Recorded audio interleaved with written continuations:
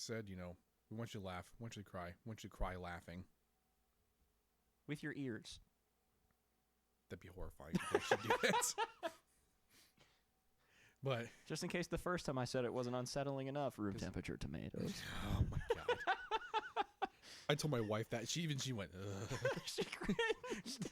Oh my god! She goes. She's like, you're right. Room temperature tomatoes. Every tomato you ever get is room temperature. But even she was like, oh god, just the sound of that. So you could. I mean, if you add room temperature really to any food item, it'd be like room temperature potatoes. It still is just as unsettling. I don't think so. That's true. It could just be because it's tomatoes. I can't. I think it's because they're just certain foods that when you bring them home, you're in your mind you're like, I have to refrigerate them. Mm. So when you think of something room temperature, you think of it either like rotting. So like if you leave a tomato out for a long period of time, it's gonna start to rot. Yeah, that's true. Potatoes are like the worst thing ever to rot. Not only that, but they will grow under any circumstances. I seriously like when I was a kid, I used to, I was usually tasked to, peel potatoes like for mashed potatoes. Yeah. So I'd break them out, wash them off and start, but there'd be times where they kind of sit there for a while and the eyes would start to like sprout a little bit. Yeah. And I was like, Mom, what's happening? The stuff's growing new stuff. Stuff's growing new stuff. She's like, oh, it's just the eyes. It's sprouting. It's fine. Just knock them off. I'm like, okay. As a child, not knowing that, you go, eyes? Eyes? It's watching me? No, but... I'm so mad that that's like a thing. You couldn't just say roots. No, they're potato eyes. First time I ever heard my dad say... gross. First time I heard my dad say ball bearings, I'm like, you're making this shit up. And I was like 9. I'm like, oh, the ball bearing's busted. Stop. I'm like, no. And this is on my bike. Like, the pedals just were shot. The ball bearing is pretty much just bust out of it. And he just goes, oh, the ball bearings are shot. I'm thinking, there ain't no fucking way there's a thing called ball bearings.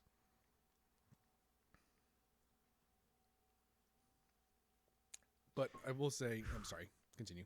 I was still laughing about that. Okay. Something I am going to do eventually on a spot is I want to start bringing up, because I'd mentioned to you at one point, my good friend Don Vincenzo, Mr. Vincent McClellan, will occasionally send me what I refer to as the goof-ass text message or the goof-ass picture of the week. Mm-hmm. And something I do want to do eventually is I want to actually like go through those. Uh-huh. I'm not going to do it this time, but eventually I will. And a lot of it's just going to be me reading and you reacting, but that's fine. Because some of the things, I just went through and looked through some of my old texts, and I'm like, I want to say my friends are weird or out of their mind, mm-hmm. but like the fact of the matter is like some of this is like pure comedic genius, and I don't know if he's stealing it or if this is like literally just things that come to him while he's at work. Some of them are literally just things that come to him at work, and they're so ridiculous. So these are hardcore urinal thoughts. Yes. Yes. These are like welding terminal thoughts. Like when you're sitting for a long time by yourself underneath a large piece of metal that could at any moment break free, fall, and kill you. Yeah.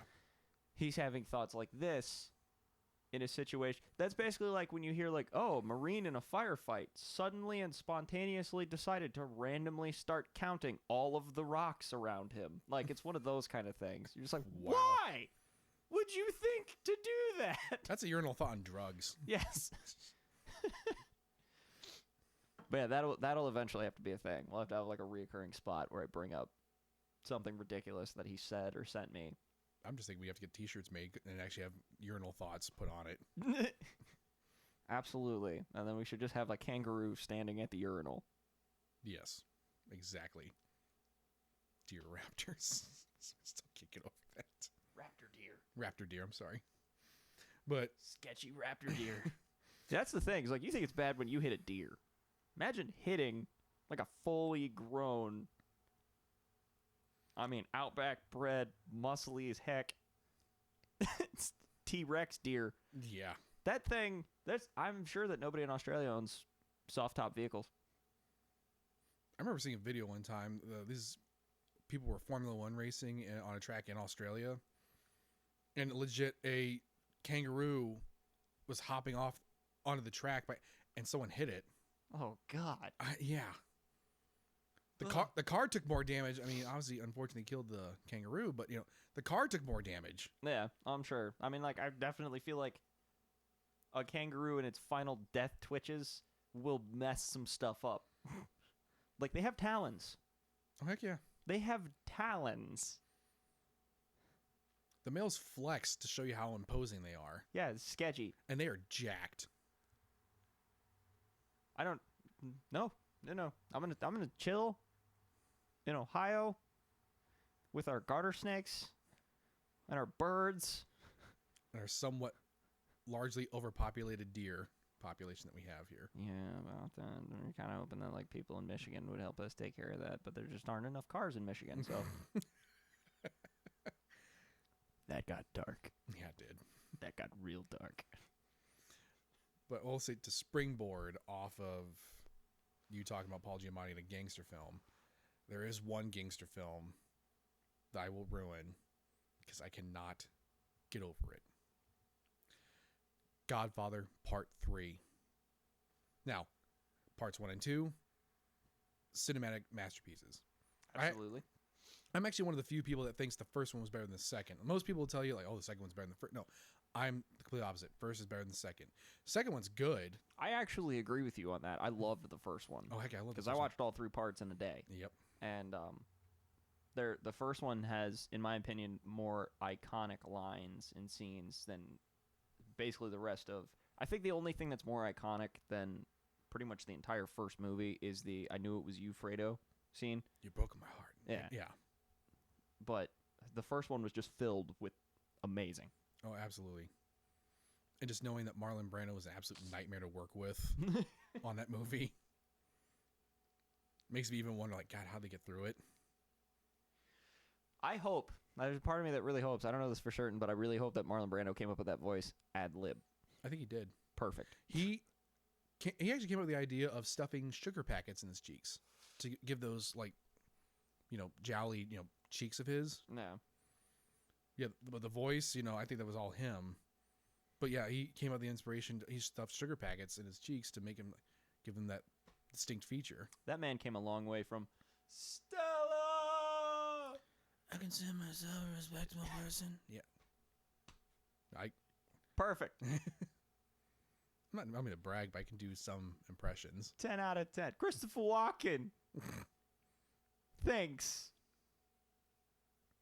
You did such a good job. Show me your leadership capabilities. Who is your daddy and what does he do? I really hope someday that we have the capacity to actually pull on Bill. Bill who? Bill Hader. Oh, hell yeah. Just have Bill Hader on for an episode. Oh, that'd be great. I could talk to him forever. I would lose my shit. Oh, my God. But anyway, so, again, I love all 3, but the third one just pisses me the fuck off. First things first. Sofia Coppola cannot act to save her life. Straight out of the gate. I'm coming out. Yeah. And that movie had so much potential, but it just drips with nepotism. Francis Ford Coppola was just like, oh, don't worry, baby. I'll get you in the movies. Because, so the thing that pisses me off the most about this movie is that, so Andy Garcia plays Vincent, who, and again, I really hate to spoil it for you. So if you don't want this movie spoiled for you. Spoiler alert. Spoiler alert. So Vincent, played by Andy Garcia, is the bastard son of Sonny, who is the one brother that dies in the first one. He gets blown away by all those guys at that checkpoint. So the thing is, everybody knows he's his bastard son. He's still invited to these family get-togethers, mind you. But everyone knows he's the bastard son. In fact, everyone calls him bastardo, Yeah. And the thing is, he inherited Sonny's temper. So he's very just itching to to fight somebody pretty much. So in the beginning of the film, Sofia Coppola, I want to say her name was Mary, right?